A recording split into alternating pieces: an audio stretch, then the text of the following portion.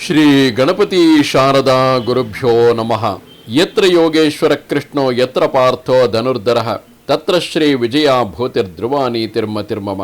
ಶ್ರೋತೃಗಳಿಗೆ ಶ್ರೀ ಅಳಸಿಂಗರಾಚಾರ್ಯ ವಿರಚಿತ ಶ್ರೀ ವ್ಯಾಸ ಮಹರ್ಷಿ ಪ್ರಣೀತ ಶ್ರೀಮನ್ ಮಹಾಭಾರತದ ಅನುಶಾಸನಿಕ ಪರ್ವದಲ್ಲಿ ಬ್ರಾಹ್ಮಣ ಮಹಿಮೆಯನ್ನು ಕುರಿತು ಭೂಮಿಗೂ ವಾಸುದೇವನಿಗೂ ನಡೆದ ಸಂವಾದಗಳನ್ನು ಭೀಷ್ಮನು ಯುಧಿಷ್ಠಿರನಿಗೆ ಹೇಳಿದುದು ಎಂಬ 69ನೇ ಅಧ್ಯಾಯಕ್ಕೆ ಸ್ವಾಗತ. ಯುಧಿಷ್ಠಿರ, ಕೇಳು. ಭೀಷ್ಮಾಚಾರ್ಯರು ಹೇಳುತ್ತಿದ್ದಾರೆ, ಬ್ರಾಹ್ಮಣರನ್ನು ವಿಶೇಷವಾಗಿ ಪೂಜಿಸಬೇಕು. ಅವರು ಚಂದ್ರನನ್ನು ರಾಜನನ್ನಾಗಿ ಉಳ್ಳವರು, ಸುಖ ದುಃಖಗಳಿಗೆ ಪ್ರಭುಗಳು.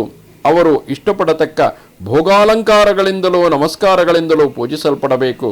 ರಾಜರು ಅವರನ್ನು ತಂದೆಗಳಂತೆ ಭಾವಿಸಿ ಆದರಿಸಬೇಕು. ಆಗಲೇ ದೇಶಕ್ಕೆ ಶಾಂತಿಯುಂಟು. ಇಂದ್ರನಿಂದ ಎಲ್ಲ ಪ್ರಾಣಿವರ್ಗಗಳಿಗೆ ಹೇಗೋ ಹಾಗೆ ಲೋಕಕ್ಕೆ ಕ್ಷೇಮ ಉಂಟು. ಜ್ಞಾನಿಯು ಬ್ರಹ್ಮವರ್ಚಸ್ಸುಳ್ಳವನು ಶುದ್ಧನೂ ಆದ ಬ್ರಾಹ್ಮಣನೊಬ್ಬನು, ಶತ್ರುವನ್ನು ನಿಗ್ರಹಿಸಬಲ್ಲ ಮಹಾರಥನೆನಿಸಿದ ರಾಜನೊಬ್ಬನು. ಇವರಿಬ್ಬರು ದೇಶ ಕ್ಷೇಮಕ್ಕೆ ಅವಶ್ಯವಾಗಿ ಅಪೇಕ್ಷಣೀಯರು. ಧರ್ಮಜ್ಞನಾದ ಉತ್ತಮ ಕುಲದ ಬ್ರಾಹ್ಮಣನನ್ನು ಮನೆಯಲ್ಲಿ ಭೋಜನ ಮಾಡಿಸುವುದಕ್ಕಿಂತ ಮೇಲಾದ ಧರ್ಮವಿಲ್ಲ. ಬ್ರಾಹ್ಮಣರ ಮೂಲಕವಾಗಿ ಕೊಟ್ಟ ಹವ್ಯ ಕವ್ಯಗಳನ್ನು ದೇವತೆಗಳು ಪಿತೃಗಳು ಪ್ರತಿಗ್ರಹಿಸುವರು. ಚಂದ್ರನು, ಸೂರ್ಯನು, ಅಗ್ನಿ, ವಿಷ್ಣು, ರುದ್ರನು, ಬ್ರಹ್ಮನು ಇವರೆಲ್ಲರೂ ಬ್ರಾಹ್ಮಣನಲ್ಲಿ ಆವಿಷ್ಟರಾಗಿ ಅವರಿಗೆ ಕೊಟ್ಟ ಅನ್ನವನ್ನು ತಾವು ಭುಜಿಸುವರು.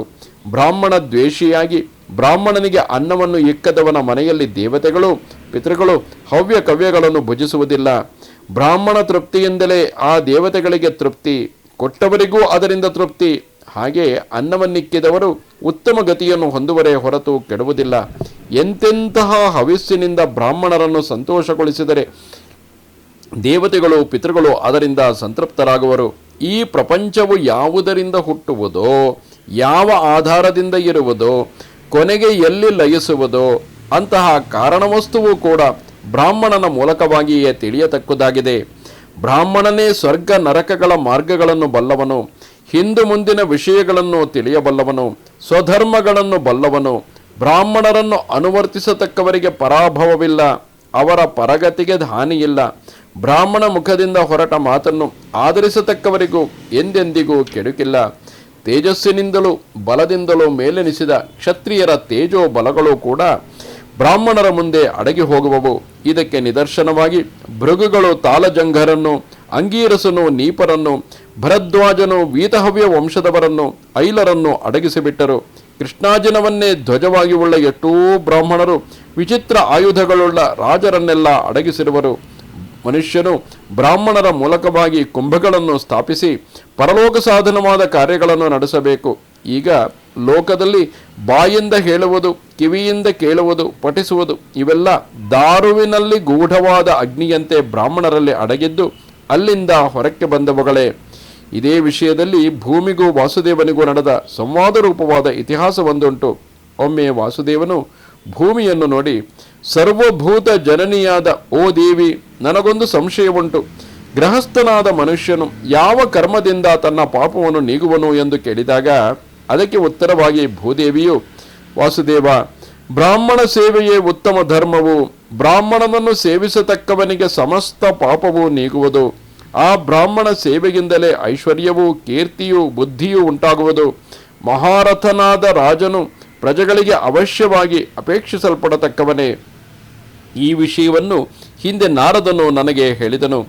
ಧರ್ಮಜ್ಞನು, ಉತ್ತಮ ಕುಲದವನು, ಶುದ್ಧನೂ ಆದ ಬ್ರಾಹ್ಮಣನೇ ತನಗೆ ಸೇವೆ ಮಾಡಿದವನನ್ನು, ಅವನ ಹಿಂದು ಮುಂದಿನ ಪರಂಪರೆಯನ್ನು, ಅವನಿಗೆ ಸಂಬಂಧಪಟ್ಟ ಇತರರೆಲ್ಲರನ್ನೂ ಉದ್ಧರಿಸುವನು. ಬ್ರಾಹ್ಮಣ ಪ್ರಶಂಸೆಯು ಅಭ್ಯುದಯಕ್ಕೆ ಕಾರಣವು.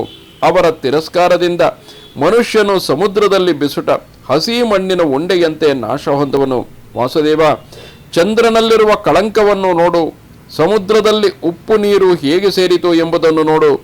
ಇಂದ್ರನ ದೇಹವೆಲ್ಲ ಭಗಚಿಹ್ನೆಗಳಿಂದ ಅಸಭ್ಯವಾದುದನ್ನು ನೋಡು. ಇವೆಲ್ಲ ಬ್ರಾಹ್ಮಣರ ಪ್ರಭಾವವೇ. ಹೀಗೆ ಅಸಭ್ಯ ರೂಪವುಳ್ಳ ಇಂದ್ರನು ಸಹಸ್ರನೇತ್ರನೆಂಬ ಪ್ರಸಿದ್ಧಿಯನ್ನು ಹೊಂದಿದುದು ಆ ಬ್ರಾಹ್ಮಣರ ಪ್ರಭಾವದಿಂದಲೇ. ಕೀರ್ತಿಯನ್ನು, ಐಶ್ವರ್ಯವನ್ನು, ಉತ್ತಮ ಲೋಕಗಳನ್ನು ಬಯಸತಕ್ಕವನು ಬ್ರಾಹ್ಮಣನ ಅನುಮತಿಯಂತೆ ನಡೆಯಬೇಕು ಎಂದಳು. ಆಗ ಕೃಷ್ಣನು ಭೂದೇವಿಯ ಈ ಮಾತನ್ನು ಕೇಳಿ ಅವಳನ್ನು ಕೊಂಡಾಡಿದನು.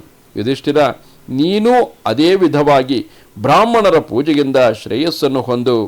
ಇದು ಶ್ರೀಮನ್ ಮಹಾಭಾರತದ ಅನುಶಾಸನಿಕ ಪರ್ವದಲ್ಲಿ 69ನೆಯ ಅಧ್ಯಾಯವು.